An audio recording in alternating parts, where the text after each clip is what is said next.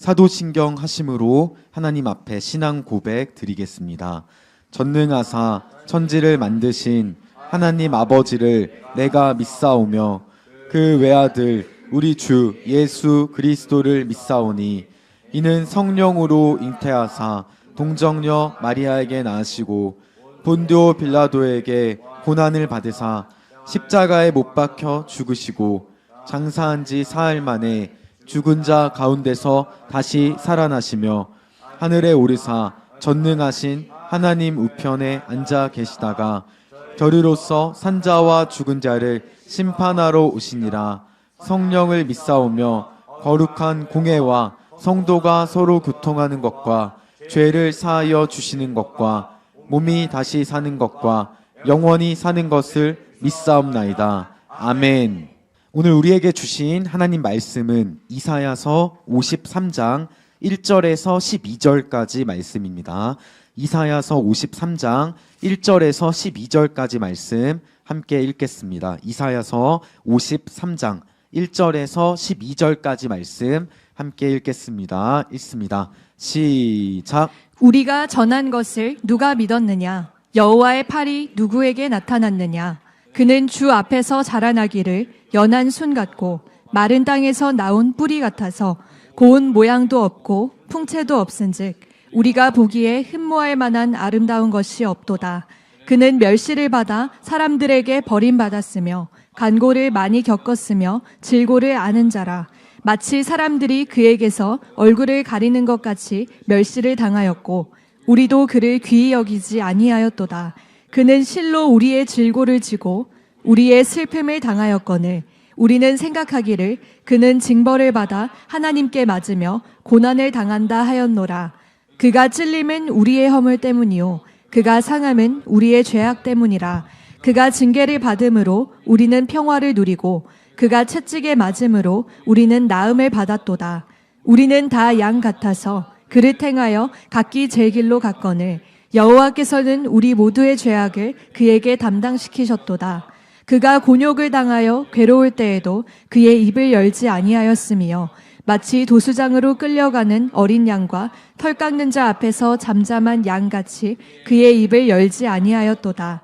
그는 곤욕과 신문을 당하고 끌려갔으나 그 세대 중에 누가 생각하기를 그가 살아있는 자들의 땅에서 끊어짐은 마땅히 형벌받을 내 백성의 허물 때문이라 하였으리요. 그는 강포를 행하지 아니하였고 그의 입에 거짓이 없었으나 그의 무덤이 악인들과 함께 있었으며 그가 죽은 후에 부자와 함께 있었도다. 여호와께서 그에게 상함을 받게 하시기를 원하사 질고를 당하게 하셨은즉 그의 영혼을 속건제물로 드리기에 이르면 그가 씨를 보게 되며 그의 날은 길 것이요 또 그의 손으로 여호와께서 기뻐하시는 뜻을 성취하리로다. 그가 자기 영혼의 수고한 것을 보고 만족하게 여길 것이라. 나의 의로운 종이 자기 지식으로 많은 사람을 의롭게 하며 또 그들의 죄악을 친히 담당하리로다. 그러므로 내가 그에게 존귀한 자와 함께 몫을 받게 하며 강한 자와 함께 탈취한 것을 나누게 하리니 이는 그가 자기 영혼을 버려 사망에 이르게 하며 범죄자 중 하나로 헤아림을 받았음이니라. 그러나 그가 많은 사람의 죄를 담당하며 범죄자를 위하여 기도하였느니라. 아멘. 자, 여러분들 오늘 이사야 53장 말씀을 우리가 함께 봐야 되는데 여러분들이 집중하셔야 돼요. 이게 하나님 말씀을 들을 때 가장 마귀가 많은 생각을 줘요. 그래서 하나님의 말씀을 듣고 나서 거의 교회 나가면 90%를 다 까먹어요. 그리고 무슨 내용인지 기억이 안 나요. 그냥 그때 그 순간만 느낌이 있지 그냥 좋았다. 그렇지 그 말씀이 남아있지를 않아요. 왜냐하면 마귀가 집중적으로 딴 때는 공격 안 하다가도 예배 드릴 때만 되면 집중적으로 공격해서 심하게 공격당한 분들은 일단 졸아요. 말씀 시간에만 졸아요. 큰 교회 가시면 그런 분들이 아주 많아요. 특히 장로님들 석에 앉아 있는데 다 같이 졸고 있어요. 그래가지고 어느 누구도 손을 못 대요. 누가 얘기하겠어요? 그분들한테. 목사님도 얘기했다가 자기도 잘리는데 어느 누가 얘기를 해요? 근데 그런 걸 보면은 이제 다른 분들도 저래도 되나 보다 그렇게 생각해요. 위에 여러분들이 뭐 장로라는 것이 아주 큰 직함은 아니지만 일반 성도들 앞에서 항상 본을 보여야 되는 중요한 자리입니다. 그래서 그런 부분에 있어서 항상 여러분들이 늘 준비하고 계셔야 돼요. 여러분들, 자, 그러면 하나님 말씀을 들을 때 졸게 만들어요. 그래, 졸지는 않는데 두 번째는 뭐냐면 생각을 줘. 이게 사단이 아주 교묘하게 이 다음에 뭘 해야 될까, 그런 생각들을 준단 말이에요. 오늘 예배 끝나고 나서 뭐 먹지? 오늘 하여튼 별 생각을 다 줘요. 자, 그래서 집중하셔야 돼요. 자, 우리 이사야 53장에 대해서 대부분 잘 몰라요. 이게 무슨 뜻인지. 그냥 익히 아는 구절 몇 구절만 아는 거지 실제 이 53장의 가치를 몰라요. 저는 구약 성경에서 한 장만 뽑으라면 이사야 53장을 뽑습니다. 구약 전체에서 가장 중요한 복음의 핵심이 여기 나와 있기 때문에 이 장은 두고두고 읽으셔야 돼요. 여러분들이 두고두고 읽으셔야 돼요. 그래서 이사야 53장 우리 1절부터 보도록 하겠습니다.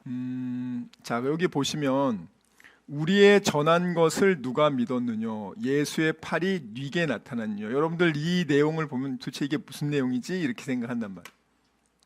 여기서 이사야가, 왜 이사야서가 놀랍냐면 이게 예수님이 태어나기 700년 전, 예수님이 태어나기 700년 전에 지금 이사야를 통해서 예언을 하는 거예요. 그러면 여러분들이 다른 종교에 대해서, 예를 들어서 고타마 시타르타 부처, 그가 태어나기 700년 전에 이러이러한 사람이 태어날 건데 이러이러한 일을 할 겁니다 라는 그런 내용이 있냐?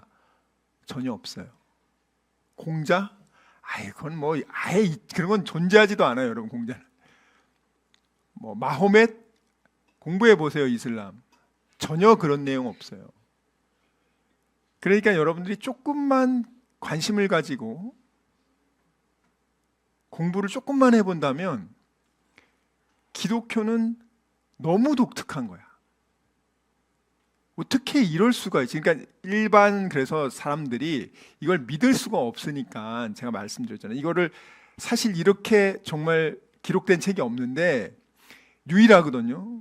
유일한데 이거를 받아들이는 순간 그러면 정말 기독교가 맞다는 거죠.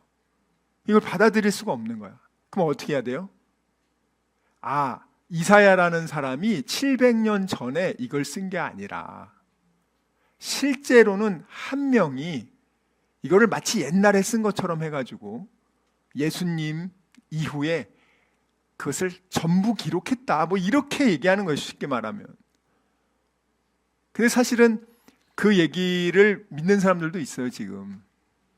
근데 그렇게 믿다가 사해문서라고, 이 이사야서가 예수님 태어난 이후에 쓰여진 게 아니라 그 이전에 쓰여진 것이 발견된 걸 보고 더 이상 그 얘기는 사실은 할 수가 없죠.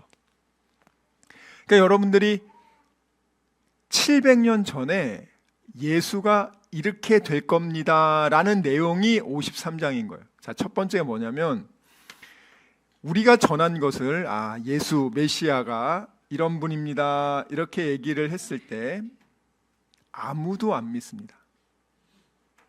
이사야 당시 사람들도 안 믿었고, 왜냐하면 예수님이 오셨을 때 예수님이 메시아라는 거를 사람들이 받아들이지 않아요. 여러분, 이스라엘 사람들이 예루살렘에서 종려주일 날에는 예수님 막 환영하면서 주 예수여 어서 오시옵소서 하면서 그렇게 환영했던 사람들이잖아요.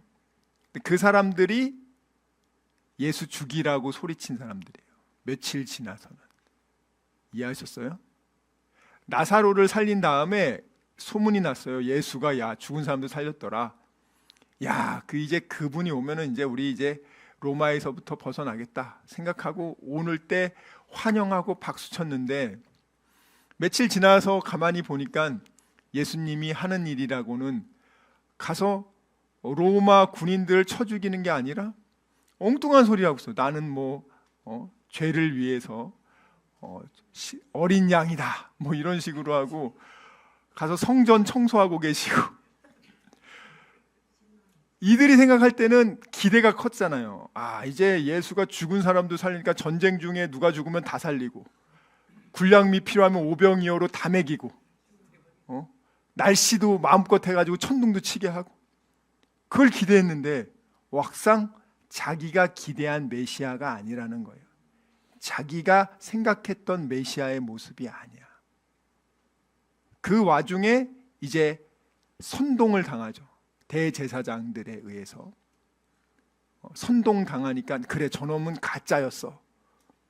저놈은 마귀 새끼야. 거기에 또 군중심리라는 게 훅 넘어간단 말이에요. 그리고 나서 결국에는 그렇게 예수님 하면서 박수 친 사람들이 예수를 죽이고 바라바를 살려달라고 소리치게 됩니다. 여러분 그게 인간이라고요. 여러분들이 10년 후에 이 자리에 앉을 가능성은 10%밖에 안 돼요. 꼭 기억하시라고요. 교회는 나오지만 천국 가는 사람은 100에 1명, 1000에 1명이에요. 예수님이 제자들한테 직접 가르칩니다. 예수님한테 제자들이 물어봐요. 천국 가는 사람이 많습니까, 예수님? 그 말은 뭐예요? 그래도 우리는 가겠죠? 이렇게 얘기하는 거예요. 근데 예수님 대답이 뭐예요? 아니, 진짜 적어. 그리고 누구든지 나를 따라오려거든 이번 주 수요일 말씀처럼 자기를 부인하고 나를 따르지 않으면 니네 나에게 올 수가 없어. 여러분들이 잘 아는 요한계시록 3장 20절 말씀 있죠? 자, 그걸 이제 많은 분들은 전도용으로 써요. 그게 틀린 건 아닌데 원래 그 말씀의 본질은 뭐냐면 그 교회가 라오디게아 교회에 대한 말씀이에요. 라오디게아 교회는 요즘으로 치면 대형 교회입니다. 그리고 잘 사는 동네야. 요즘으로 치면 뭐랄까요? 우리나라의 아주 부유한 도시에 적어도 몇천 명 이상의 큰 교회죠. 그런데 하나님이 뭐라고 말하냐면 너희들은 차지도 않고 뜨겁지도 않고 너희들은 지금 내 안에 예수님 안에 있다고 생각하지만 너넨 사실 예수님 밖에 있다라는 말이에요. 그래서 니네 그 상태로 있으면 다 지옥 가. 그래서 이 메시지는 안 믿는 사람을 전하는 메시지가 아니라 교회를 다닌다는 사람들한테 하는 거예요. 특히 라오디게아 교회 같은 교회. 그러면서 그 사람들한테 뭐라냐면 너희들 이렇게 있으면 지옥 가니까 빨리 회개하고 내게로 돌아와라. 예수 안으로 다시 돌아오라는 거예요. 그렇지 않으면 니네 지옥 간다는 거예요. 그러니까 이건 교회를 다니는 사람들한테 한 얘기예요, 여러분들. 요한계시록 말씀은 불신자한테 한 게 아니라니까요. 물론 그 말씀을 가지고 이제 예수님을 불신자들이 영접하면 예수님이 들어오고 그 부분에 대한 전도용으로 쓸 수도 있어요. 그냥 원래 그 본래의 말씀은 교회를 다니고 있지만 예수님을 떠난 심리적으로 이 영적으로 이미 떠나 있어요. 그 사람들은. 그러니까 여러분들이 지금 교회를 다니고 있지만 이게 5년씩 교회를 다니면서도 그 안에 예수를 떠난 상태로 예수가 내 삶의 주인이 아니고 내가 주인인 상태로 살고 있는 사람들, 그런 사람들에게 니네 그 상태로 니네들은 예수님 잘 믿는다고 스스로 뭐 우리는 교회도 크고 우리는 뭐 이렇게 잘한다고 하지만 니네 지금 지옥 가 얘들아. 그 얘기예요, 여러분들. 자, 오늘 1절 말씀에 보면 53장 1절 말씀을 보면 우리가 전한 것을 누가 믿었냐? 야, 아무도 안 믿는다 얘들아. 우리가 전한 거 아무도 안 믿어. 야, 여러분 이사야가 말씀 전하면 사람들이 받아들이는 줄 아세요? 아무도 안 받아들입니다. 얘기하면 다 기분 나쁜 소리만 한다고. 이 가짜들의 특징이 이제 우리 오늘 뒤에 더 나오겠지만, 자, 두 번째 보면 여호와의 팔이 누구에게 나타났느냐? 여호와의 팔이, 이 의미가 뭐냐면 하나님의 능력을 의미해요. 여호와의 팔, 여호와의 능력, 하나님의 능력, 그것이 누구에게 나타났냐? 바로 예수에게 나타난다는 걸 이제 얘기를 하는데, 예수의 모습이 2절 말씀 보겠습니다.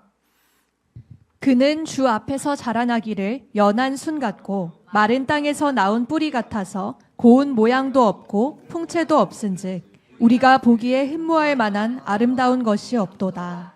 자, 이 사람들은 메시아가 멋있어야 돼, 강해야 돼, 세상적으로 정말 세상을 압도할 만큼 그러한 존재라고 생각을 했어요. 그런데 예수님을 보니까 볼품 없는 거예요.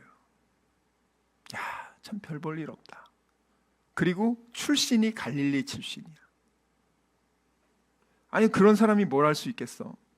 그리고 막상 와가지고 기대를 했잖아요. 이제 예루살렘에 들어와서 로마 군들을 다 없앨 거라고 생각했는데 전혀 그렇지 않아요. 전혀. 자기 기대와는 전혀 달라요. 물론 그 기대를 가지게 된 거는 바리새인들이, 율법학자들이 성경을 잘못 해석해서 그들이 예수는 하나님의 아들이 아니라 정치적 지도자로서 앞으로 올 것이다.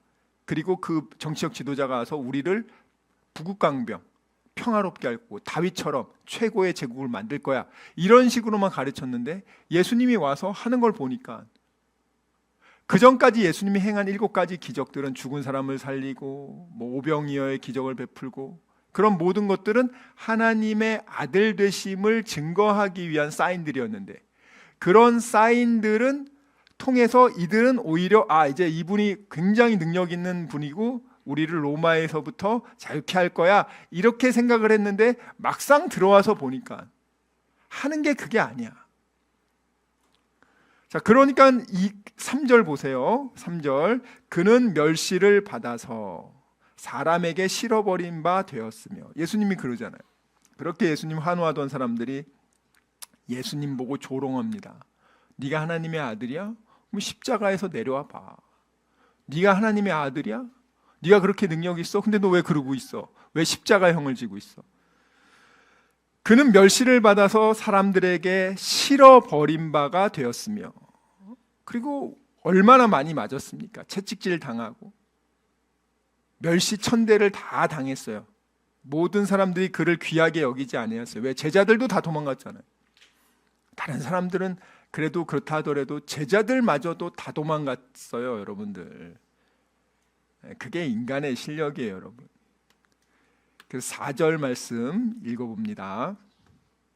그는 실로 우리의 질고를 지고 우리의 슬픔을 당하였거늘 우리는 생각하기를 그는 징벌을 받아 하나님께 맞으며 고난을 당한다 하였노라. 자, 예수님이 사실은 우리 죄 때문에 우리가 받아야 될 벌을 받고 있는데, 그런데 그 예루살렘의 사람들은 예수가 하나님의 아들이라는 신성 모독을 했기 때문에 저렇게 벌을 받는 거야 라고 생각했단 말이에요. 우리 요한복음 12장 35절부터 40절 말씀 보겠습니다. 아주 중요한 말씀이에요, 여러분들. 이 말씀을 잘 들으면 여러분 생명을 얻을 수 있는 말씀이에요.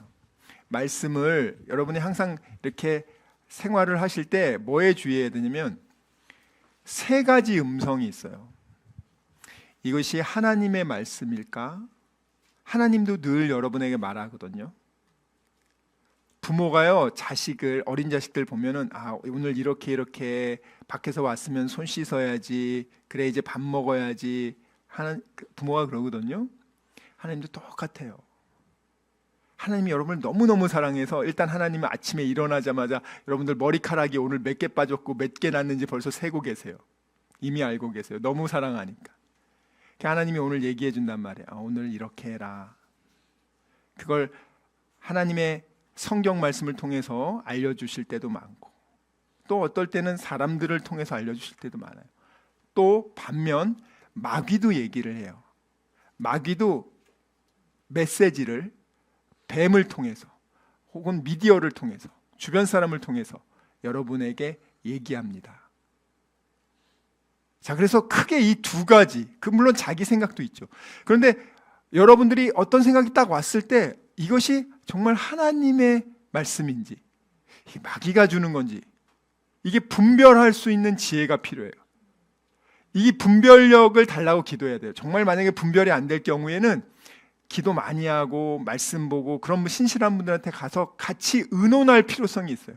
지금 이러이러한 옵션들이 있는데 어떤 걸 선택하는 게 하나님이 나에게 주시는 걸까요? 이게 지혜로운 자예요. 그냥 여러분들이 보암직도 하고 먹음직도 한다고 마귀가 주는 거는 그냥 쌈박하단 말이에요. 아싸 하고 딱 잡으면 그때는 달콤할지 모르겠지만 그것이 여러분에게 두고두고 재앙이 될 수 있으니까. 그래서 항상 늘 그래서 여러분들이 말씀을, 여러분 사람 말은 믿을 게 단 하나도 없어요. 왜냐하면 사람은 자기 말을 해놓고 지킬 능력이 없거든요. 왜냐하면 기본적으로 내가 약속을 했는데 오늘 밤에 죽을 확률도 많단 말이에요. 그 사람이 사기를 치려고 거짓말을 말할 수도 있지만 진짜를 말을 했는데 오늘 죽을 수도 있고 또 상황이 바뀌어서 안 할 수도 있고 못 할 수도 있어요. 그러니까 사람 말은 근데 너무 많이 듣다고. 하나님이 말은 신실하니까 하나님은 뭐라고 말했는지를 한번 들어보시란 말이에요. 하나님은 내 상황에서 지금 나한테 뭐라고 얘기해 주고 계시지? 마귀는 나를 막 지금 막 정죄하고 마귀는 막 여러분들 막 괴롭히고 힘들고 짓누르고 걱정 근심 불안하게 만드는데 하나님은 이 상황에서 나에게 지금 뭐라고 말씀하시지? 성경을 보시란 말이에요. 하나님은 여러분에게 얘기하신다면 지금도 메시지를 통해서 얘기하시는 거예요. 자, 요한복음 12장 35절부터 40절. 예수께서 이르시되 아직 잠시 동안 빛이 너희 중에 있으니 빛이 있을 동안에 다녀 어둠에 붙잡히지 않게 하라. 어둠에 다니는 자는 그 가는 곳을 알지 못하느니라. 너희에게 아직 빛이 있을 동안에 빛을 믿으라. 그리하면 빛의 아들이 되리라. 예수께서 이 말씀을 하시고 그들을 떠나가서 숨으시니라. 이렇게 많은 표적을 그들 앞에서 행하셨으나 그를 믿지 아니하니 이는 선지자 이사야의 말씀을 이루려 하심이라. 이르되 주여 우리에게서 들은 바를 누가 믿었으며 주의 팔이 누구에게 나타났나이까 하였더라. 그들이 능히 믿지 못한 것은 이 때문이 곧 이사야가 다시 일렀으되 그들의 눈을 멀게 하시고 그들의 마음을 완고하게 하셨으니 이는 그들로 하여금 눈으로 보고 마음으로 깨닫고 돌이켜 내게 고침을 받지 못하게 하려 함이라 하였음이더라. 아멘. 자, 여기 보세요. 많은 사람들이 35절에 어둠 속에 살고 있어요. 아니 이렇게 환한데 무슨 어둠입니까? 이 어둠이라는 게 자기가 가는 곳을 알지 못하는 거예요. 사람들이 빛이 없으니까, 자, 우리 빛이 하나도 없다고 생각해보세요. 그냥 어둠 속에 있는 거야. 그럼 지가 막 가고 싶은 대로 가는 거야. 여기가 낭떠러지가 될 수도 있고 뭐가 될지 모르지만 무조건 그냥 어둠 속에서 살아가는 거예요. 이게 현대인들의 모습이란 말이에요. 미디어에서 막 이렇게 얘기하면, 선동하면 이게 좋은가 보다 해서 일로 가고, 야 요즘에는 또 이게 뭐 돈을 많이 번다고 하면 또 사람들 다 일로 가고. 자, 그래, 어둠 속에서 왔다 갔다 하는데 결국에는 그들이 어디를 가느냐? 죽어서 지옥 간단 말이죠. 어둠 속에 있는데 자기가 어디로 가는지를 모르면서 살아가요. 근데 사람들은 죽거든요. 죽음의 문제에 대해서는 어느 누구도 피할 수가 없는 문제인데, 여기 성경이 말하잖아요. 사람들이 어둠 속에서 다니는데 자기가 어디를 가는지를 알지 못한다고. 자, 그런 와중에 예수, 바로 빛 대신 예수가 오셨단 말이에요. 근데 그 예수를 무엇을 해야 어둠에서 벗어날 수 있냐? 그 예수를 믿어야 어둠에서 벗어날 수 있다는 거예요. 자, 그런데 그 예수를 믿으라고 수많은 사람들한테 얘기를 했는데 아무도 안 믿는다는 말이에요. 예수가 너희들을 살리러 빛으로 왔는데 사람들은 어떻게 했어요? 예수를 십자가에 죽입니다. 로마 군인이 죽인 게 아니에요. 이스라엘 사람들이 죽인 거 아닙니까? 빌라도 총독은 예수가 죄가 없다는 걸 알기 때문에 어떻게든지 풀어주려고 했어요. 사실 예수님이 십자가형에 죽을 만큼 그렇게 끔찍한 죄를 지은 게 어디 있어요? 사실 말도 안 되는 거죠, 여러분들. 4대 성인 중에 한 명인 예수가 세상 사람들이 봐도 십자가형이라는 가장 잔혹한 형으로 죽을 이유가 없단 말이에요. 공자도 그렇게 안 죽었고 부처님도 그렇게 안 죽었고 마호멧도 그렇게 안 죽었는데 왜 예수만 그렇게 죽어야 되냐 이 말이에요. 자, 이유가 있다는 거죠. 자, 오늘 다시 이사야서 53장으로 돌아와서 이게 지금 예수님에 대해서 700년 전에 예언을 한 게 지금 맞아 들어가는 거라고 여러분들. 700년 전에 얘기한 게 이렇게 맞아 들어갈 수가 있냐고요. 이게 불가능한, 이게 역사상 이런 책이 없으니까 700년 후에 예수님을 사람들이 다 멸시천대할 것이다 라고 얘기했는데 실제로 그렇게 멸시했죠. 그리고 예수님이 우리의 죄를 짊어지고 십자가를 당하는 건데 이 사람들이 4절 말씀에 보면은 하나님에게 예수가 지금 벌 받는 거야 라고 생각했다는 거예요. 근데 실제는 뭐냐? 5절 말씀에 보면 예수가 십자가에서 못에 박힘, 그 찔림은 우리의 허물을 인합니다. 그가 그렇게 우리 대신 맞고 채찍질 당한 것은 그가 잘못해서가 아니라 우리의 죄악을 인합니다. 그가 나 대신 징계를 받음으로 우리가 평화를 누리고 그가 채찍에 맞음으로 우리가 나음을 입었도다. 자, 이스라엘 사람들은 로마군을 물리쳐주는 정치적 메시아, 힘 있는 메시아를 생각하고 기대했죠. 그래서 로마군을 물리치고 이스라엘의 평화가 오길 바랬어요. 정치적인 평화, 군사적인 평화, 독립하는 그런 평화. 근데 예수님이 오신 것은 죄로 인해서 네가 어둠 속에서 살아가는 죄의 노예가 돼서 마귀의 노예가 돼서 너는 그렇게 살면서 하루도 평안을 못 느낀단 말이에요. 늘 불안하단 말이에요, 사람들이. 예수 믿는 사람들은 하나님이 주는 평안이 있는데 제가 물어보니까 예수님 안 믿는 분들은 마음속에 불안함이 그렇게 많다는 거예요. 걱정, 근심도 너무 많다는 거예요. 미래에 대한 염려도 너무 많다는 거예요. 아, 그렇구나. 여러분들 세상에 안 믿는 사람들은 어둠 속에 있는 거예요. 그 죄악의 고통 가운데. 죽으면 지옥으로 가는, 자기가 어디를 가는지도 몰라. 자기는 혼자 긍정회로를 돌리고 있어요. 아, 난 죽으면은 착한 일 많이 했으니까 좋은 걸로 윤회하겠지. 다음 생은 재벌 손자가 되겠지. 계속 그렇게 착각하는 거죠.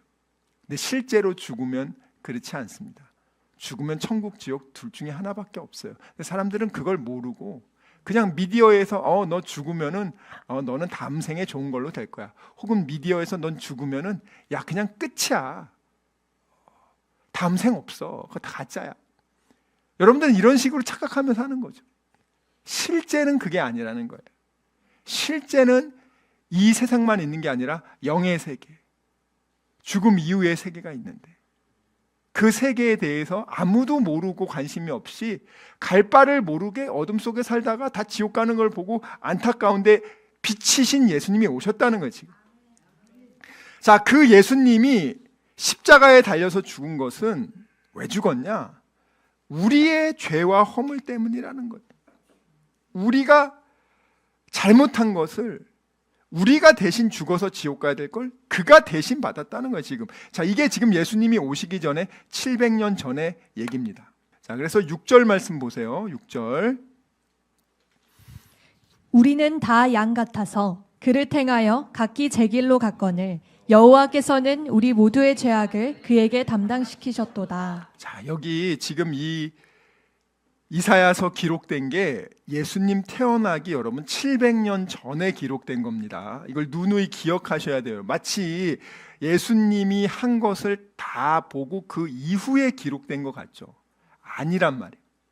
예수님이 오시기 전에 700년 전에 앞으로 이런 예수라는 메시아가 올 건데 그가 와서 하는 일은 우리의 죄를 위해서 죽으러 오신 거야. 정치적인 해방을 위해서 예수가 온 게 아니라고요, 여러분. 예수님이 지금 오시면은 뭐 정치적 해방을 하려고 예수님 오신 게 아니고 여러분이 잘못하시면 안 된다고요. 이게 그걸 지금도 가짜들에게 선동당한단 말이에요. 대제사장들에게 선동당하는 정말 너무 안타까운 거예요, 여러분들. 이 슬픈 일이란 말이에요. 지금 똑같은 일이 반복되고 있어요. 예수님이 원하시는 게 뭔지, 예수님이 왜 오셨는지를 전혀 관심이 없어. 자, 그래서 7절 말씀 보세요. 7절. 그가 곤욕을 당하여 괴로울 때에도 그의 입을 열지 아니하였으며 마치 도수장으로 끌려가는 어린 양과 털 깎는 자 앞에서 잠잠한 양같이 그의 입을 열지 아니하였도다. 여러분, 예수님이 무능력해서 잡혀가신 게 아니에요. 한번 상식적으로 생각해 보세요. 예수님이 죽은 사람도 살리죠. 예수님이 놀라운 기적이 있었죠. 로마 군인하고 대제사장들, 성전 경비병들 그거 한 몇십 명, 뭐 몇백 명까지 왔다고 해도 그 예수님 못 이기겠어요? 예수님 말합니다. 성경에 아예 내가 하늘의 천사들을 12군단이라도 불러서 천사 한 명이 군인 18만 8천 명 죽여요. 천사들 수천 수만의 천사들을 내가 내려올 수 있다. 마태복음 26장 53절 한번 읽어볼게요. 시작. 너는 내가 내 아버지께 구하여 지금 12군단 더 되는 천사를 보내시게 할 수 없는 줄로 아느냐. 내가 만일 그렇게 하면 이런 일이 있으리라 한 성경이 어떻게 이루어지겠느냐 하시더라. 자, 예수님이 와서 이렇게 이사야서에 우리의 죄 때문에 우리가 받아야 될 벌을 예수님이 받고 죽으시는 이 하나님의 말씀을 이루셔야 되는데 예수님이 화난다고 해서 지금 천사들 소환해가지고 로마 군인들 다 죽이고 십자가 안 지시면 하나님의 말씀이 이루어지겠냐 이 말이에요. 지금 예수님도 인간이시기 때문에 얘기하시는 거예요. 야, 내가 무능력해서 죽은 거 아니야. 내가 자발적으로 하나님 말씀에 순종하기 위해서 지금 이렇게 억울하지만 아무 소리도 안 하고 내가 재판받는 거야. 아니 여러분, 예수님이 얼마나 억울하겠어요. 이 말도 안 되는 데리고 와가지고 총독한테 십자가형 주라고 하잖아요. 십자가형은 로마에게 반역한 사람들한테 줘야 되는 건데 지금 예수님을 빌라도 총독이 봐도 죄가 없다는 거예요. 로마 사람들이 봤을 때도 예수가 죄가 없는데 유대 지도자들은 와가지고 예수를 자꾸 죽이라는 거예요. 예수가 있으면 유대 지도자들이 밥벌이가 안 돼요. 왜냐하면 유대 지도자들은 자신들이 만들어낸 율법 해석을 통해서 율법을 잘 지키면 나는 쟤보다 의로워서 나는 이 율법을 잘 지킴으로 천국 갈 수 있다고 가르쳤단 말이에요. 예수를 믿어서 천국 가는 게 아니고 모세 오경의 율법을 잘 지키면 천국 갈 수 있어. 그리고 무엇보다 아브라함의 후손인 혈연적으로 아브라함의 후손인 내가 갈 수 있는 거야. 이스라엘 사람들은 얘기했잖아요. 기본적으로 이스라엘 사람들 빼고 나머지 모든 사람들은 다 지옥에 간다고 생각해요. 아브라함의 후손이 아니기 때문에 지금도 그렇게 생각한다고 여러분, 이스라엘 사람들이. 그래서 이스라엘 사람들이 선민이라고 생각해 뭐냐면 우리만 구원받고 나머지는 다 지옥 간다는 그런 특별한 우월 사상, 선택된 민족, 그걸 가지고 있는 거예요. 지금 이스라엘 사람들이. 여러분 그걸 알고 있으셔야 돼요. 지금도 그래요? 당연하죠, 여러분들. 엄격해요, 그들은. 그러니까 국가적으로 안식일을 지키잖아요, 여러분들. 이스라엘 가보세요, 여러분들. 안식일 되면은 여러분 엘리베이터 누르는 것도 일한다고 생각하기 때문에 엘리베이터가 전층을 자동으로 다 서요. 자동으로 내려오고. 왜 엘리베이터가 안 와? 호텔에 가면은 안식일이야 오늘. 그 엘리베이터가 그냥 20층부터 20층, 19층, 18층 계속 쓰는 거야. 밑에서 기다리다가 와 5분 10분은 그냥 기다려요. 왜? 그 사람들은 안식일에 일하지 말라고 했기 때문에 엘리베이터를 누르는 것도 일이라고 생각하는 거예요, 여러분들. 말도 안 되는 걸 그렇게 만들어 놨다는 거예요, 지금. 근데 지금 그 똑똑한 이스라엘 사람들이 그걸 다 지키고 있습니다, 여러분들. 왜? 우리만 구원받는다고. 아브라함의 자손이고 율법 준수를 통해서 우리만 구원받고 니네들은 다 가짜야. 니네들 다 저간 놈. 그냥 지옥의 땔감이라고 얘기합니다. 기본 사고방식이 그렇다고 여러분들. 알고 여러분들 생활하시라고 여러분들. 그런데 유대 지도자들이 예수를 받아들인다는 건 뭐냐면 내 종교적인 의로움과 노력으로 나는 구원받을 수 있다고 생각하는데 그게 아니라 우리는 죄인이란 것을 인정하고 내 대신 죽을 그 예수의 도움을 받아 값없이 주시는 은혜를 받아 믿음으로 구원받는다? 예수를 내가 믿어야 돼? 예수 밑으로 들어가야 돼? 저 갈릴리 출신 저런 허접한 인간 출신도 빈약한 저런 사람한테 내가 그를 믿어야 돼? 아유 내 자존심이 있지. 예수를 믿는 순간 내 기득권이 다 없어지는데 내가 지금 이 유대 사회에서 내가 바리새인 이 율법학자로서 내가 지금 존경받고 있는데 예수를 내 위로 내가 인정한다고? 아니 난 있을 수 없어. 그들은 성경을 알았지만 하나님의 말씀을 거부한다고요. 하나님을 내가 잘 먹고 잘 사는 수단으로는 생각하지 진짜 하나님이 원하는 걸 하는 게 아니라고요. 그래서 여러분들이 그냥 여기 교회에 앉아 있는다고 해서 다 천국 가는 게 아니니까 우리는 진짜 천국 가야 되거든요. 여러분이 그동안 어떻게 살아왔는지 상관없어요. 이번 주에 내가 어떤 죄를 지었는지 상관없어요. 오늘이 중요한 거예요. 지금 이 순간이 중요하단 말이에요. 그래서 예수님이 재판을 받는데 억울한 게 너무 많은데 아무 소리도 안 합니다. 그리고 십자가에 달릴 때요 아무 소리도 안 해요. 묵묵히 참아요. 그래서 7절에 보면은 도살장에 끌려가는 어린 양과 같이 잠잠히 그 입을 열지 않았다. 저는 억울합니다. 저는 십자가형에 달릴 수 없습니다. 나는 누명을 썼습니다. 이런 얘기 안 한단 말이에요. 보통 사람들 같았으면 그런 얘기를 하겠는데 예수님은 그 일을 하기 위해서 온 거예요. 저는 이걸 생각할 때마다 어떤 영화가 떠오르냐면 여러분들도 아마 기억나실 거예요. 인생은 아름다운가? 그 독일군에게 이스라엘 사람들 죽이는데 아버지가 자기 아들을 이제 독일군이 잡으려고 하니까 그 아들을 살려고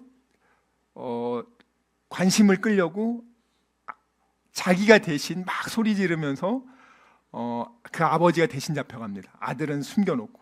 그러면서 아들이 그 아버지가 잡혀가는 걸 보는데 혹시라도 아들이 힘들어할까 봐 막 웃으면서 나 지금 연기하는 거라고 하면서 이렇게 가는 모습이 떠올라요. 예수님이 우리를 대신해서 죽으러 가는데 묵묵하게 가는 거예요. 여기 아버지 어머니들은 자식을 위해서 묵묵히 견딘단 말이에요. 힘든 일이 있어도 견디고 본인들이 쓸 거 아껴서 자녀들 좀 더 좋은 거 해주고 그걸 그냥 묵묵하게 하는 거예요. 아이들한테 티내는 것도 아니야. 우리 예수님도 마찬가지예요. 날 위해서 죽으러 가시는데 내가 대신 벌 받아야 내가 받을 벌을 그분이 대신 받고 있는데 억울하지만 꾹 참고 예수님은 입을 열지 아니하였습니다. 그래서 8절 말씀 읽어봅니다. 그가 곤욕과 신문을 당하고 끌려갔으나 그 세대 중에 누가 생각하기를 그가 살아있는 자들의 땅에서 끊어짐은 마땅히 형벌받을 내 백성의 허물 때문이라 하였으리요. 자, 근데 그 사람들은요, 예수님은 그 백성, 우리의 죄 때문에 이렇게 끌려가는 건데 그 당시 사람들은 아무도 그렇게 생각 안 할 거다라는 말이에요. 실제로 이스라엘 사람들은 예수님이 그렇게 빌라도에게 재판받고 십자가형을 당하는 것은 자기 죄 때문에 그렇게 한 게 아니라 쥐가 하나님 아들이라고 얘기해서 신성 모독했기 때문에 저놈은 죽는 거야. 죽어도 마땅해 라고 생각했단 말이죠. 여러분들도 하나님 믿기 전에는 아유 예수 뭐야 저거 예수쟁이들 다 가짜지들이고 그래요. 예수 교회 다니는 사람들이 다 예수 믿는 사람이라고 생각하면 안 돼요. 여러분들 아니 왜 예수가 여러분의 죄를 위해서 죽었지 뭐 목사나 다른 옆 사람이 죽었습니까? 그런 사람들 신경 쓰지도 마세요. 여러분들 구원받기 위해서는 그런 거 신경 쓰지 마시고 예수가 나에게 뭘 해줬나, 예수에게 집중해야죠. 지금 예수님이, 다른 사람들은 예수가 에휴 날 위해서 죽었다고 난 받아들이기 싫어, 이런 사람이 대부분이지만 이것을 정말 받아들이는 사람은 구원받는단 말이에요. 이 선택의 문제예요, 여러분들. 9절에 그는 강포를 행치 아니하였고 그 입에 괴사가 없었으나 그 무덤이 악인과 함께 되었으며 그 묘실이 부자와 함께 되었도다. 다 함께 볼게요. 마태복음 27장 11절에서 14절. 마태복음 27장 11절에서 14절. 요 말씀대로 실제 예수님이 그렇게 행동하셨는지 볼게요. 700년 전에 예수는 재판받을 때 아무 소리 안 하고 꾹 참고 묵묵히 그렇게 십자가를 질 거야 라고 이렇게 700년 전에 예언한 내용이 실제 예수가 와서 그러한 행동을 했는지 한번 보도록 하겠습니다. 11절부터 시작. 예수께서 총독 앞에 섰음에 총독이 물어 이르되 내가 유대인의 왕이냐? 예수께서 대답하시되 내 말이 옳도다 하시고 대제사장들과 장로들에게 고발을 당하되 아무 대답도 아니하시는지라. 이에 빌라도가 이르되 그들이 너를 쳐서 얼마나 많은 것으로 증언하는지 듣지 못하느냐 하되 한마디도 대답하지 아니하시니 총독이 크게 놀라워하더라. 자, 여기 700년 전에 이사야서에 그가 재판받을 때 억울해도 아무 소리 안 할 거야, 마치 도살장에 끌려가는 어린 양같이 아무 소리 안 하고 그가 그렇게 할 거야 라고 예언이 돼 있죠. 그 예언이 돼 있는 걸 예수가 실제로 와서 로마 총독 앞에서 재판을 받는 겁니다. 근데 로마 총독이 너무 놀라는 거예요. 세상에 이런 놈이 다 있네. 아니 지금 저 수많은 사람들이 얘가 잘못했다고 십자가형을 하라고 이렇게 얘기를 하는데 반론을 좀 해야 되는데 예수님은 아무 소리도 안 해요. 어떻게 이럴 수 있지? 왜? 이사야서에서 메시아인 예수는 이런 일을 당할 건데 억울한 이런 재판을 받을 때 그는 묵묵히 견딜 거다, 말하지 않을 거다 라고 예언이 돼 있잖아요. 자, 그것을 지금 성취하시는 거예요. 그 말씀을 이루어 가신다는 거예요, 지금. 자, 그리고 나서 예수님이 십자가에 죽은 다음에요. 예수님이 가난한데 무슨 부자, 요즘 뭐 상조회사에 뭐 비싼 데는 매덕하더라고요. 그 가족 이렇게 묘실, 뭐 재벌들은 더 몇십억 들여서도 하겠지만, 자 여기 보면은 그 당시에도 무덤이 비싼 무덤이 있어요. 돈 많은 재벌들이 하는 데가 어디냐면 바위를 뚫어 가지고 무덤을 파. 그래 가지고 이제 칸칸이 만들어 가지고 그 죽은 다음에 시체를 세마포로 정성껏 싸고 향품 처리해 가지고 집어넣어요. 그리고 몇 톤이나 되는 두꺼운 돌로 그 앞을 막아둡니다. 자, 근데 이건 재벌들만 가는 무덤이에요. 근데 예수님이 그런 무덤이 어디 있겠어요? 근데 700년 전에 예언을 했잖아요. 예수가 죽으면 그런 무덤에 들어갈 거라고. 아니 너무 놀랍지 않아요? 700년 전에 메시아가 죽으면 이런 무덤에 들어가서 무덤에서 장사될 거야, 이런 것까지도 시시콜콜하게 써놨단 말이에요, 여러분들. 그러니까 이게 조작이 아니기 때문에 놀라운 말씀이라는 거예요, 여러분들.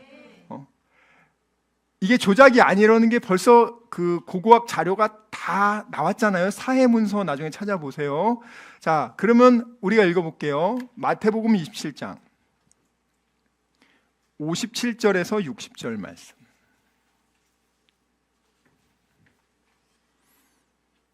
시작. 저물었을 때에 아리마대의 부자 요셉이라 하는 사람이 왔으니 그도 예수의 제자라. 빌라도에서 가서 예수의 시체를 달라 하니 이에 빌라도가 내주라 명령하거늘 요셉이 시체를 가져다가 깨끗한 세마포로 싸서 바위 속에 판 자기 새 무덤에 넣어두고 큰 돌을 굴려 무덤 문에 놓고 가니. 아멘, 아멘. 여러분 이사야서 53장 구절에 그 무덤이 부자와 함께 되었도다 이렇게 나온 이 구절이 지금 실제로 마태복음 27장 57절에서 60절 말씀에 보면 나오잖아요. 아예 아리마대 부자 동네, 부자 동네. 요즘으로 치면은 뭐 압구정동 부자 요셉이 총독 빌라도에게 찾아옵니다.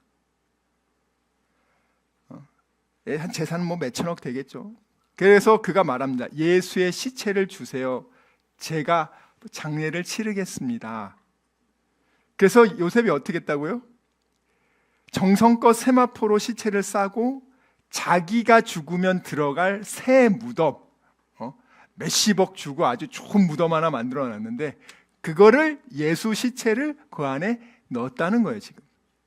자, 이게 지금 700년 전 이사야서 53장에 예수가 이렇게 될 거라고 예언이 돼 있잖아요, 여러분들. 이사야 53장 9절 다시 한번 볼게요. 그 무덤이, 그 묘실이 부자와 함께 되었도다. 9절 뒷부분 한번 보여주세요. 그가 죽은 후에 부자와 함께 되었도다. 그 무덤이 부자와 함께 되었도다. 그래서 이 말씀이 얼마나 놀라운 말씀이냐. 그 다음 10절 말씀. 여호와께서 그에게 상함을 받게 하시기를 원하사 질고를 당하게 하셨은즉 그의 영혼을 속건제물로 드리기에 이르면 그가 씨를 보게 되며 그의 날은 길 것이요 또 그의 손으로 여호와께서 기뻐하시는 뜻을 성취하리로다. 아멘. 예수님을 무슨 제물로 드린대요? 속건제물. 왜 속죄 제물이 아니라 속건 제물이냐? 이건 속건 제물로 드려야 돼요. 속죄제는 자기의 죄를 회개할 때, 죄를 하나님께 회개할 때 속죄제를 드려요. 근데 예수님은 속건제는 뭐냐면 죄만 회개하면 안 되고 빚을 갚아야 돼. 어떤 사람한테 내가 손해를 입힌 거에 대해서 20%를 보상해서 빚까지 갚아야 돼요. 그냥 죄만 하는 게 아니라 그 인간의 잘못한 사람에 대해 당사자한테도 배상을 해야 되는 거예요. 자, 그럼 예수님이 왜 속건제물이냐면 인간의 죄 문제만 해결한 게 아니라 인간이 하나님께 갚아야 될 빚도 있단 말이에요. 그 빚까지도 우리 인간이 갚을 능력이 안 되니까 예수가 속건제물로 다 갚았다는 거예요. 그러면 이 빚이 뭐냐? 왜 성경에서는 속건제물로 드리냐? 여러분, 죄를 지으면은요, 우리가 우리 죄로 인해서 당연히 속죄 제사를 드려야 되고, 또 우리는 그동안 하나님을 찬양하라고 지었는데 찬양하지 않고 불순종한 그 불순종의 빚이 있고, 하나님의 영광을 드러내는, 하나님을 찬양하며 하나님의 영광을 드러내는 존재인데 그것을 영광을 드러내기는커녕 하나님의 영광을 훼손한 빚이 있고, 우리는 반드시 받아야 될 형벌의 빚이 있단 말이에요. 내 죄로 인해서 지옥에 가야 되는, 하나님과의 관계가 단절이 되고 완전히 깨어진, 자, 그러한 모든 것까지도 다 갚으시기 위해서 죄 문제만 해결하는 게 아니라 하나님과의 관계 회복까지도 모든 것을 하나님한테 보상을 해야 되기 때문에 자기가 속건제물로 드리기를 원했다는 거예요. 그리고 나서 10절에 보면 그가 그 씨를 보게 되면, 그가 그 씨를 보게 된다는 말이 뭐냐면 예수가 인간의 죄를 위해서 죽고 그 예수 이후에 예수를 믿는 사람들, 그 예수를 믿어서 하나님의 아들, 딸이 되는 그 자녀들을 보게 될 것이고, 그 날은 길 것이라는 말은 뭐냐면 예수가 십자가에 죽었는데 어떻게 그 날이 길어요? 이 말은 뭐냐면 예수가 부활한다는 의미예요.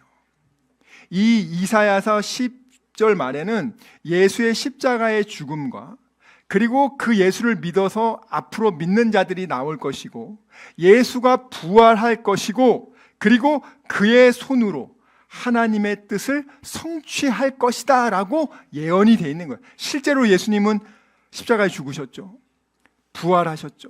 그리고 예수님을 믿는 사람들이 나타나기 시작했죠. 그의 자녀들을 보게 될 것이에요. 그래서 11절 읽겠습니다. 그가 자기 영혼을 수고한 것을 보고 만족하게 여길 것이라. 나의 의로운 종이 자기 지식으로 많은 사람을 의롭게 하며 또 그들의 죄악을 친히 담당하리로다.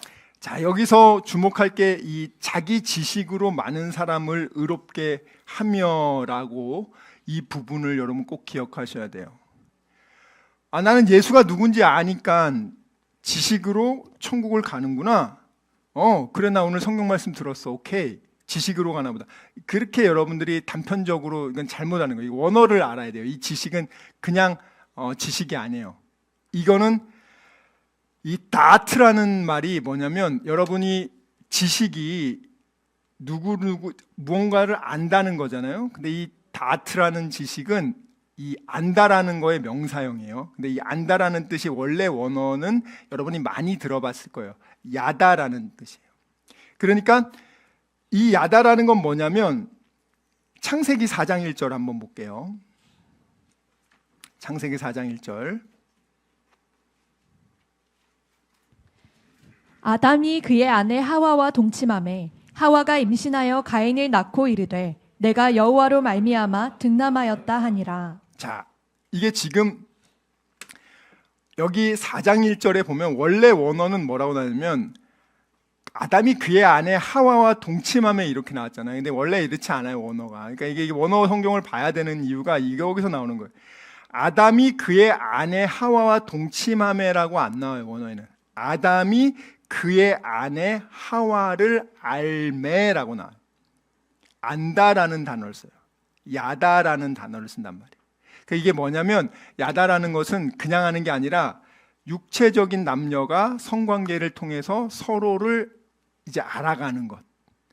그러니까 여러분들이 전혀 모르는 남자 여자가 있는데 뭐 그냥 1년에 한 번 온라인으로만 잠깐 보는데 얼마나 많이 알겠어요.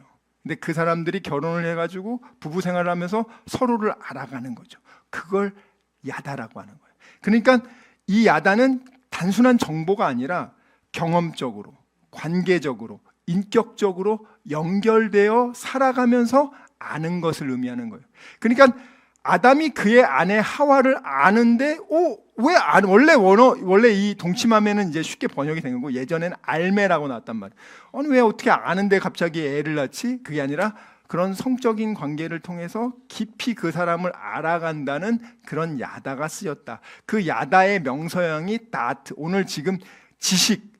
그러니까 자기 지식으로 많은 사람을 의롭게 하는 게 뭐냐면 우리가 예수와 깊은 연합을 통해서 예수에 대한 메시아에 대한 그런 영적인 깊은 연합을 통해서 그가 우리를 위해서 죽으시고 우리의 죄값을 갚아주신 그것을 이제 경험적으로 우리가 관계적으로 알아가는 그것을 통해서 즉 믿음을 통해서 많은 사람을 의롭게 한다. 예수에 대해서 그가 무슨 일을 했고 그가 그 사역을 통해서 내가 그를 내 삶의 구원자로 받아들임으로써 이 믿음을 통한 이 순종을 통한 이 지식은 그래서 단순한 어떤 정보를 의미하는 게 아니라는 거죠. 그래서 이 11절 말씀을 여러분이 그냥 한글 성경 보면은 무슨 뜻인지 모른단 말이에요. 정보로 의롭게 되는 게 아니라 예수를 마음문을 열고 받아들임으로써 그와 영적인 관계를 맺어가면서 그에 대해서 알게 된 그 생생한 지식, 그 믿음을 통해서 그가 누군지를 알고 그가 나를 사랑한 것을 깨닫고 그에 대하여서 말씀을 순종하며 그와 함께 더불어 살아가는 그러한 생생한 삶의 지식들, 그것이 나를 의롭게 한다. 그리고 그들의 죄악을 친히 담당하리라. 12절에 그러므로 내가, 여기서 내가는 하나님이죠. 예수로 존귀한 자와 함께 분깃을 얻게 하며 강한 자와 함께 탈취한 것을 나누게 하리니 이는 그가 자기 영혼을 버려 사망에 이르게 하며 범죄자 중 하나로 헤아림을 입었습니다. 예수님이 자기 영혼을 버려서 사망에 이르게 하며라고 했죠. 근데 거기 있는 사람들은, 유대인들은 예수를 죽였는데 그들은 예수를 범죄자 취급을 했다는 거예요. 이게 700년 전에 그렇게 예언이 되어 있는 거예요. 사람들이 예수를 죽여놓고 예수를 범죄자 취급할 거다. 그러나 실제는 예언한 거예요. 예수가 많은 사람의 죄를 짊어지고 그 죄인들을 위해서 예수님이 어떻게 해요? 자기를 막 조롱하고 지나가면서 하나님의 아들이면 내려와라 하면서 막 침뱉고, 그러한 조롱하는 자들을 위해서, 범죄자들을 위해서 예수님이 십자가에서 어떻게 해서 기도했잖아요. 이것이 그대로 700년 전에 예언한 걸 예수님이 그대로 하신 거예요, 여러분들. 참 놀랍지 않습니까, 여러분들? 너무너무 놀랍습니다. 여러분, 예수님의 지식으로 의롭게 된다는 것은 예수님에 대한 정보를 아는 것이 아니라, 지식으로는 못 가요, 천국. 예수를 믿고 의지하고 관계 맺으면서 생긴 그러한 지식. 그러니까 여러분들이 예수를 믿고 의지하고 관계 맺어가면서 예수에 대해서 알아가야 되는 거예요. 여러분들 부부가 처음에 결혼하면 다 알아요. 자꾸 그렇게 같이 살면서 서로를 이제 배워가는 거죠. 이 사람은 이걸 좋아했구나. 내가 결혼하기 전에는 이 사람 이런 줄 알았던데, 이 실상은 이런 사람이었네. 뭐 이렇게 다 알아가는 거 아닙니까? 자, 그러면 단순 지식이 왜 구원이 아니냐? 그거는 귀신들도 알고 있어요, 예수님이 누군지. 야고보서 2장 19절.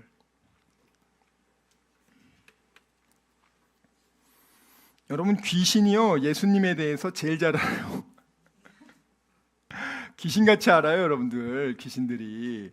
여러분 은혜 받을 것 같으면 귀신같이 와서 못 받게요. 시작.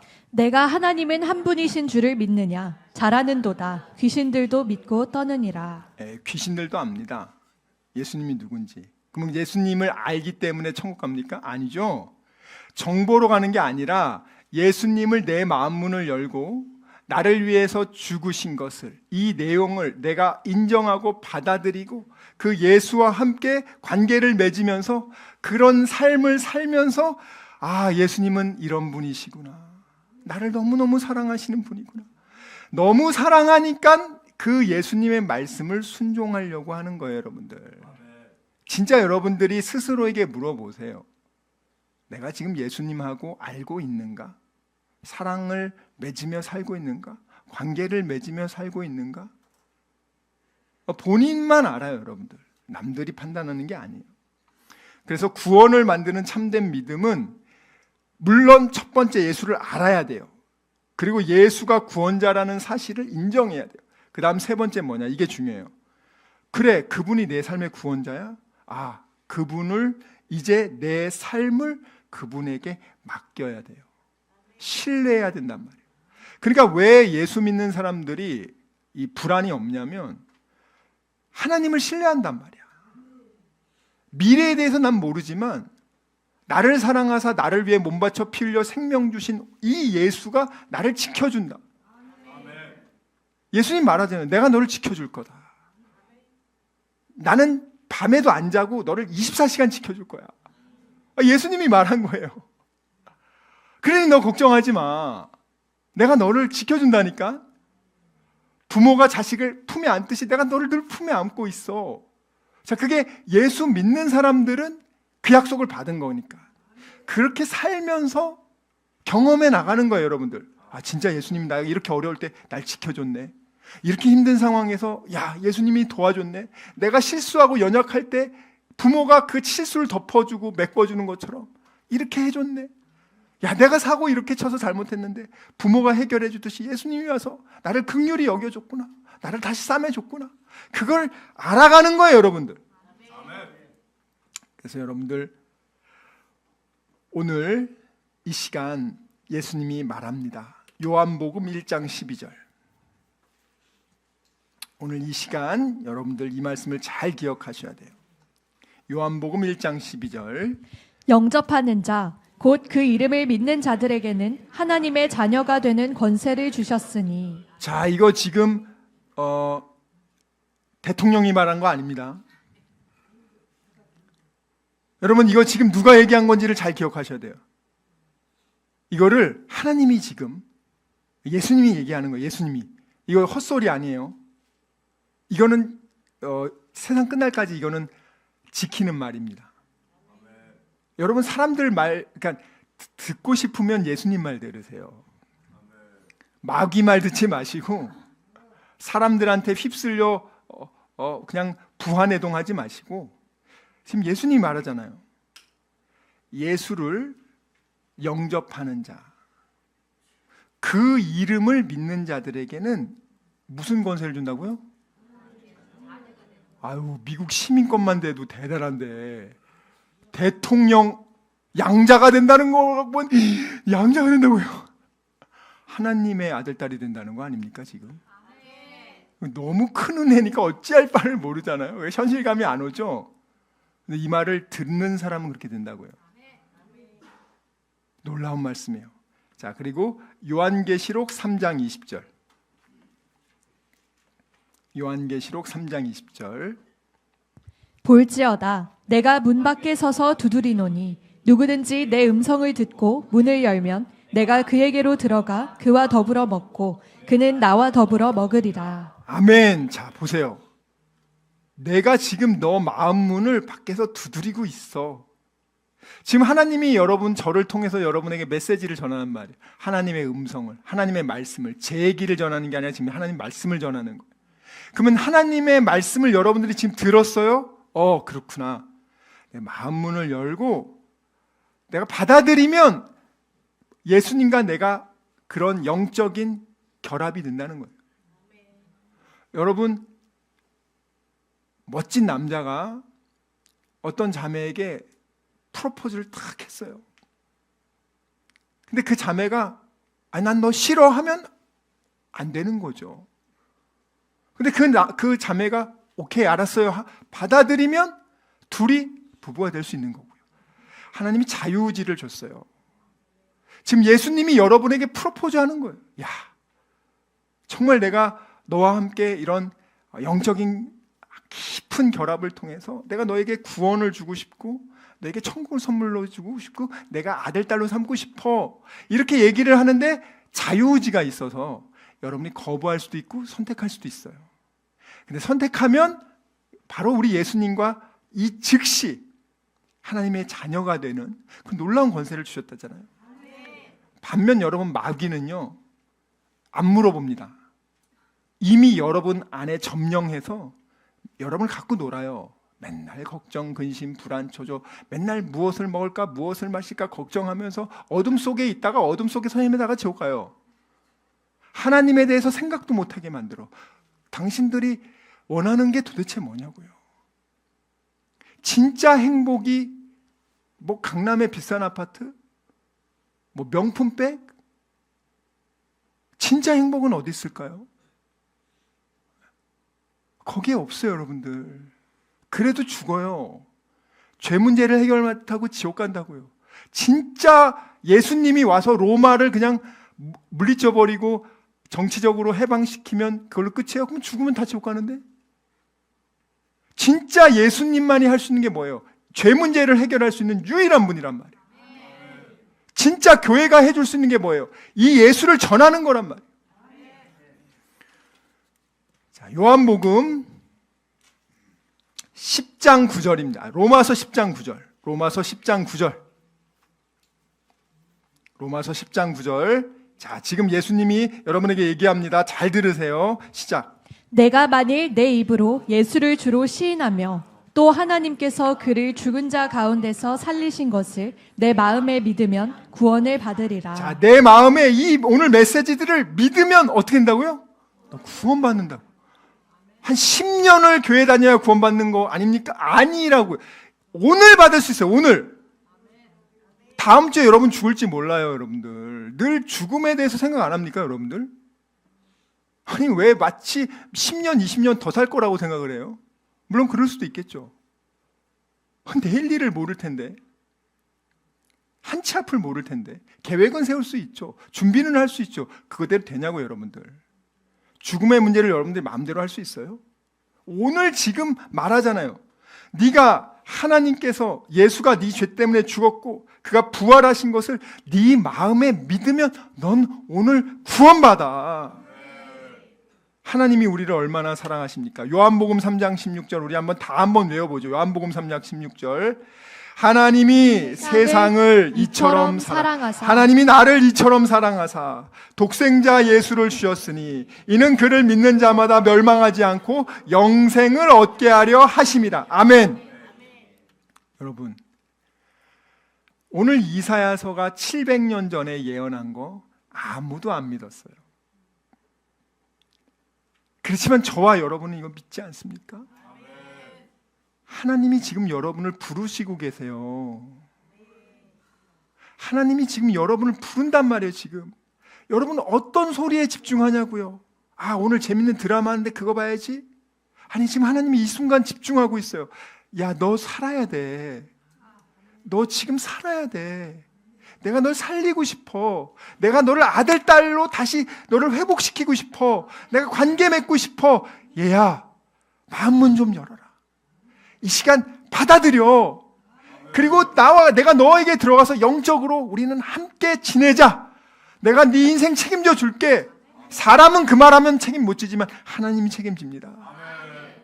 여러분, 이 말씀을 생각하며 바로 우리가 매일매일 이 감사를 잊지 말고 우리가 그와 더불어 살아가며 그 생명력을 누리는 게 핵심입니다. 이것을 꼭 잊지 마시고 예수를 마음문으로 열고 받아들이시길 주님의 이름으로 축원합니다.